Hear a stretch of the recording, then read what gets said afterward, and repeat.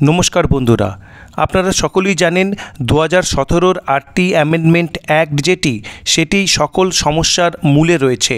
অর্থাৎ টেট সংক্রান্ত যে সমস্যা সৃষ্টি হয়েছে সারা দেশব্যাপী, যাতে সকল টিচারদের প্রচণ্ড টেনশনের মধ্যে কাটাতে হচ্ছে, বিশেষ করে সিনিয়র টিচার যাদের বয়স 50 বা তারও বেশি হয়ে গেছে, সেই উদ্দেশ্যে এই যে 2017 8টি অ্যামেন্ডমেন্ট অ্যাক্ট যেটি নিজেই স্ববিরোধী, হ্যাঁ একদম ঠিক শুনছেন, নিজেই স্ববিরোধী এবং এটি ক্যান্সেল হওয়ার জন্য যথেষ্ট যুক্তি এর পিছনে কিন্তু রয়েছে। এবং আপনারা জানেন সুপ্রিম কোর্টে অলরেডি ইউনাইটেড টিচার্স অ্যাসোসিয়েশনস তারা কিন্তু এই যে 8টির অ্যামেন্ডমেন্ট অ্যাক্টকে চ্যালেঞ্জ করে রিট পিটিশন ফাইল করেছে। খেয়াল করবেন, রিভিউ পিটিশন নয়, রিট পিটিশন ফাইল করেছে। এবং যদি এই 8টি অ্যামেন্ডমেন্ট অ্যাক্ট 2017কে ইনভ্যালিড করা যেতে পারে, তাহলেই কিন্তু সকল সমস্যা একেবারে সমূলে উৎপাটিত হবে। আজকের ভিডিওতে আপনাদের আমি যুক্তির অবতারণা করে দেখানোর চেষ্টা করব এই অ্যাক্ট কেন বাতিল হবে।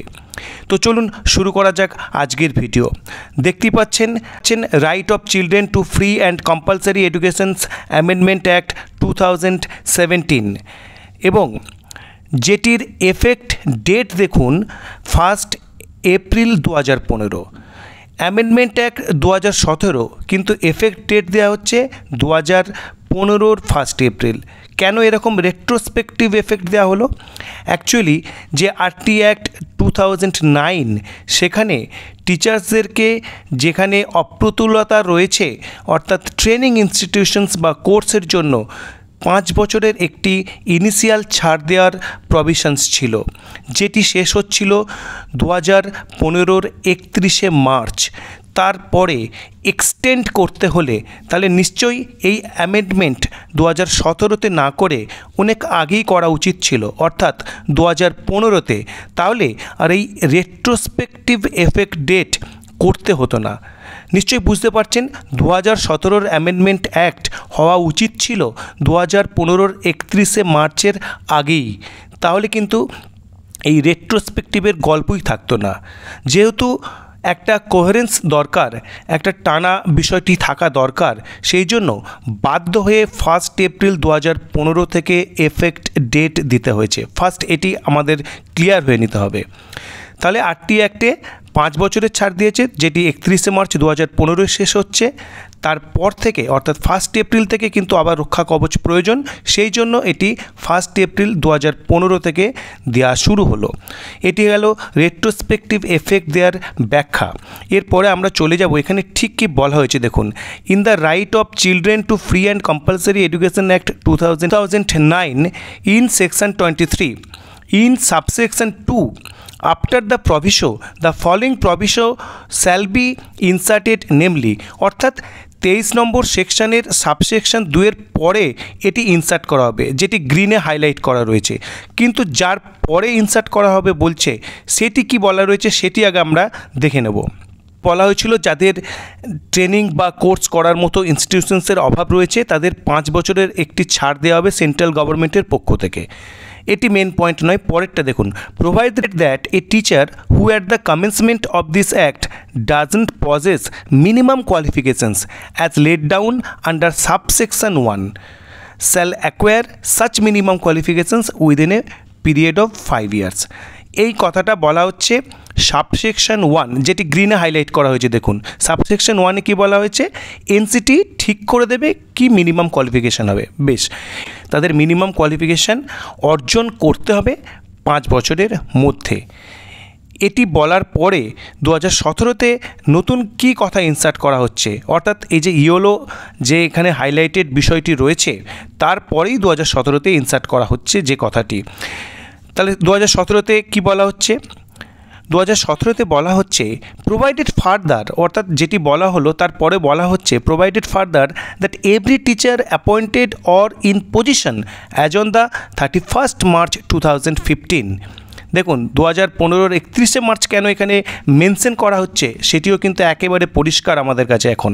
হু doesn't possess minimum qualifications as laid down under subsection 1 shall acquire such minimum qualifications within a period of 4 years। অর্থাৎ 2015 1 এপ্রিল থেকে 4 বছর, অর্থাৎ 2019 31 মার্চের মধ্যে করতে হবে। এখানে আমি যেটি আপনাদের হাইলাইট করতে চাইছি, দেখুন এখানে কি বলা হচ্ছে, কোয়ালিফিকেশনস অর্জন করার কথা বলছে, ইন পজিশনস টিচার্স তাদের কথাও বলা হচ্ছে। কি অনুযায়ী তারা করবে? সাবসেকশন 1। তাহলে এই সাবসেকশন 1 অনুযায়ী করতে বলা হচ্ছে, কিন্তু এই সাবসেকশন 1 কাকে রেফার করছে? এই সাবসেকশন 1 রেফার করছে 2000 এনসিটির একটি নোটিফিকেশানকে, যেটি এখন আপনারা দেখতে পাচ্ছেন। অর্থাৎ 2009-এর আরটি অ্যাক্টের সঙ্গে অঙ্গাঙ্গিভাবে জড়িত এই 2010-এর আগস্ট মাসের 23 তারিখে প্রকাশিত এনসিটির যে নোটিফিকেশান, যেটি মিনিমাম কোয়ালিফিকেশান নির্দেশ করছে, অর্থাৎ এটি সাবসেকশনস 1কেই রিপ্রেজেন্ট করছে বা সাবসেকশন 1-এর রেজাল্টকে রিপ্রেজেন্ট করছে বলা যেতে পারে।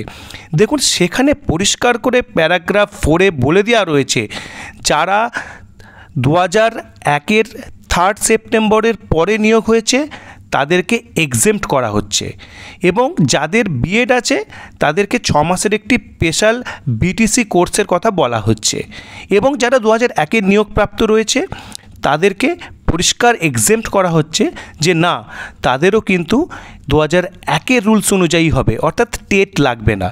অর্থাৎ এত যে কথা এখানে বলা হচ্ছে, অর্থাৎ এখানে যে সাবসেকশন 1 অনুযায়ী কোয়ালিফিকেশনস অর্জনের কথা বলা হচ্ছে, সেটি নির্দেশ করছে আগস্ট 2010-এর নোটিফিকেশানকে, যেখানে পরিষ্কার এক্সেম্প্ট করা হচ্ছে এই টিচার্সদের টেট লাগবে না বা মিনিমাম কোয়ালিফিকেশনস লাগবে না, যারা prior to this notifications appointed হয়েছে। তাহলে এটি সরাসরি বিরোধিতার জায়গায় চলে যাচ্ছে। কোনটি? 2017-র যে এই কথাটি বলা হচ্ছে, সেটি সরাসরি বিরোধিতার জায়গায় চলে যাচ্ছে আরটি 2009-এর সাবসেকশন 1-এর যে রেজাল্ট, অর্থাৎ এনসিটির নোটিফিকেশান। একদম ভেঙে বলতে গেলে 2017-র যে কথাটি বলা হচ্ছে সেটি আগের যে এনসিটির নোটিফিকেশান তার পুরো পরিপন্থী, এবং আজ পর্যন্ত এই নোটিফিকেশানকে এনসিটি ইনভ্যালিড ঘোষণা করেনি। তাহলে এটি ভ্যালিড রয়েছে। যদি এটি ভ্যালিড থাকে তাহলে এটি কি করে ভ্যালিড হয়? কারণ এটি সম্পূর্ণ বিরোধী কথাবার্তা বলছে।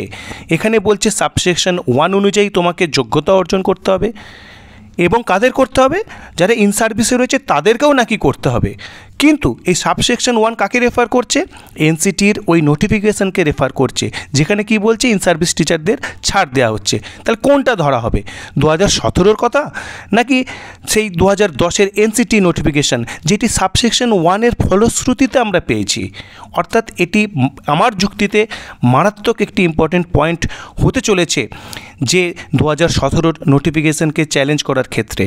অর্থাৎ এই যুক্তিতে আমরা খুব সহজেই বলতে পারি যে 2017-র যে মিনিমাম কোয়ালিফিকেশান অর্জন করার কথা ইন সার্ভিস টিচারদের জন্য বলা হচ্ছে, সেটি 2009-এর আরটি অ্যাক্টের সাবসেকশন 1-এর যে রেজাল্ট, অর্থাৎ এনসিটি নোটিফিকেশান, তার সম্পূর্ণ বিরোধী।